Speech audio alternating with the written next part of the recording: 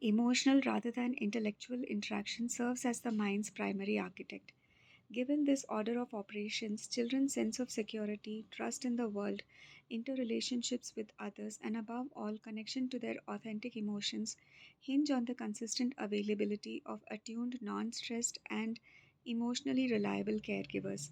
The more stressed or distracted the latter, the shakier the emotional architecture of the child's mind will be. If that sounds like an indictment of parents, that's the farthest from my intention. At the risk of being overly repetitious, let me state again that parent blaming isn't only cruel and unfair, it's nonsensical. Suffice it for now to say that the quality of early caregiving is heavily, even decisively determined by the societal context in which it takes place.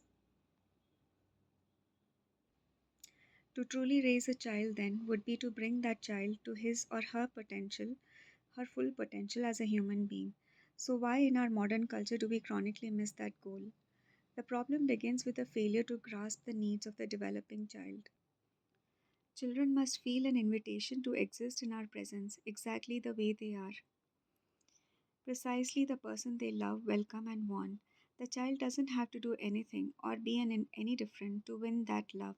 In fact, cannot do anything because this abiding embrace cannot be earned nor can it be revoked. It doesn't depend on the child's behavior or personality.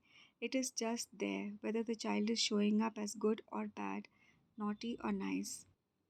Do we then ignore dangerous or unacceptable behavior? No, that wouldn't be the loving thing to do either, since children's needs also include guidance and orientation, which include setting boundaries. Rather, we do our best to monitor and curtail undesirable actions from an unconditionally loving place, a way of being wherein child understands that nothing they might do can threaten the relationship, even if it elicits momentary anger or requires correction.